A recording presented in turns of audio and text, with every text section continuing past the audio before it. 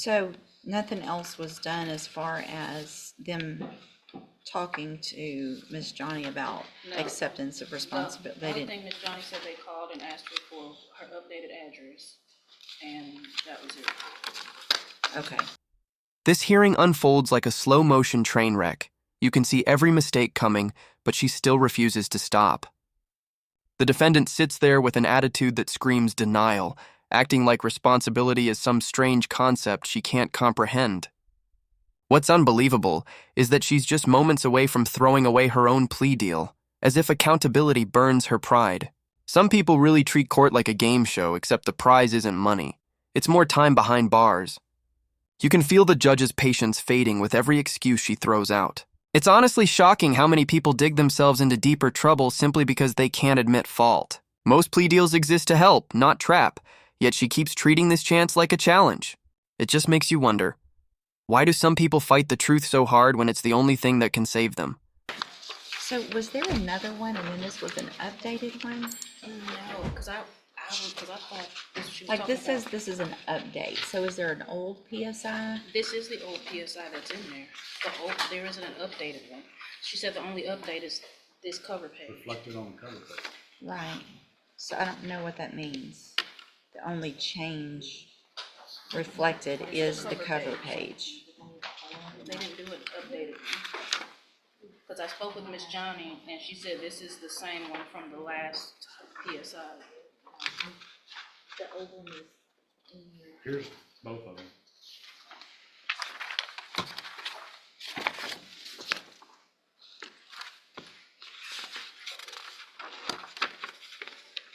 I guess I don't understand why we got two. I'm very confused. Well, this was Remind one me. where she had pled, and you refused to go along with the deal because she didn't accept responsibility for the crime. Uh-huh. And then we came back, and she did accept responsibility, so we re-pled for the same. Okay. There was a different attorney involved on the first time and then I was appointed. Yeah, she pled in May of last year. Was full deferred with Tom Burbank.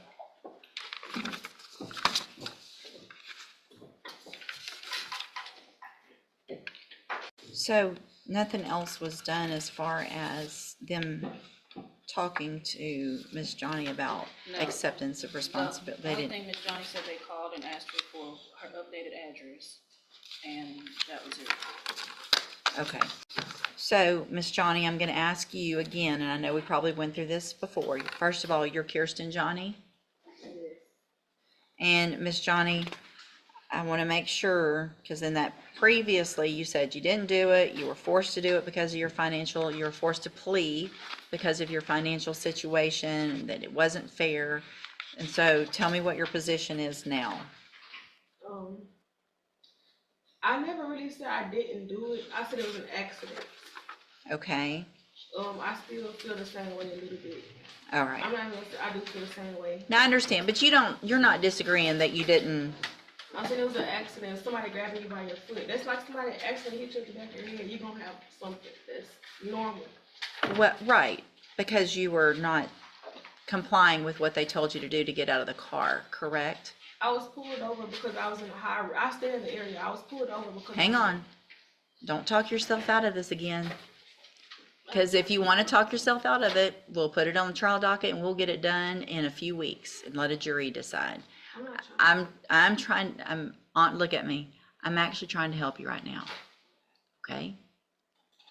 If you had complied and just done what he asked you to from the very beginning of that stop, none of this would have happened. Do you agree or disagree with that? Yes. Yes, what? Yeah. No, do you agree? Listen to the question. Do you agree with that statement or do you disagree with that statement? I don't want to lie. You don't like it, do you? You don't think he should have done that? It's not that. I feel like we was pulled over for no reason. If you follow. It doesn't matter if you were pulled over for no, listen to me.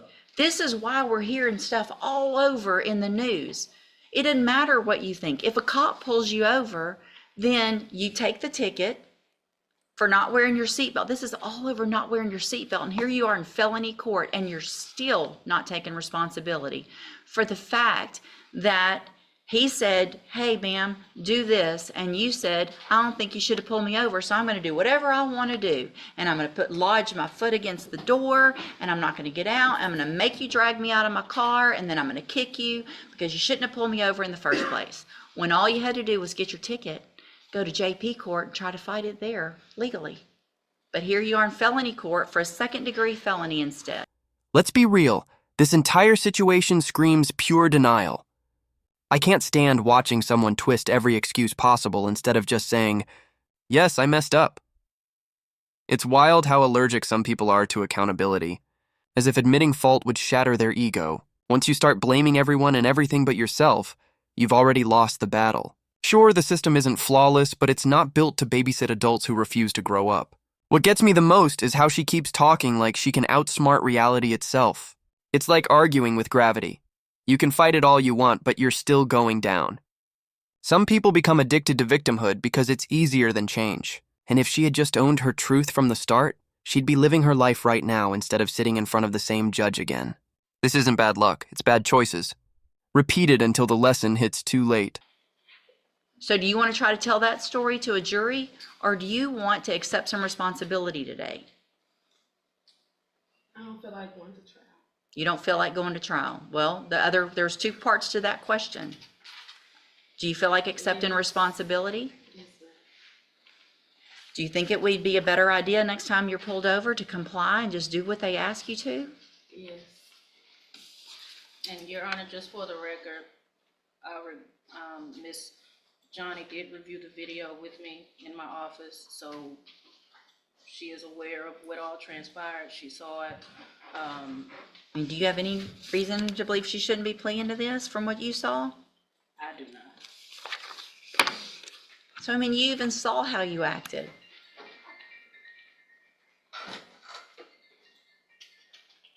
I understand. It's probably a good idea. All right.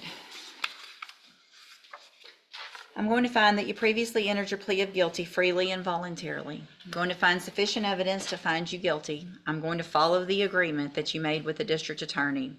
I hope you prove me wrong on this, because I really have some concerns that you're going to be able to be successful, because you're not taking responsibility and you're not wanting to follow directions and things like that. And you're about to have 4 years of having to follow directions on probation. So I'm going to defer all proceedings for 4 years. You're ordered to pay a $500 fine. You're ordered to follow all of the rules and conditions of probation. If you do that, this is a great opportunity today, because you are not a convicted felon. You don't have that conviction on your record. And if you successfully complete it, follow all of the rules, you will never have a felony conviction. At the end of your probation, the case will actually be dismissed. The other side to that, though, and this is really important for you to understand, because we've had this conversation now so many times, I'm not likely to forget you. And you can ask anybody, and Ms. Holmes has known me for a long time. It's not usually good when I remember people, right? So if you violate your probation, you'll get brought back into court. You could be found guilty, which means you become a convicted felon, and I can sentence you to prison anywhere in the range of punishment, which is up to 20 years in prison for this. Do you understand?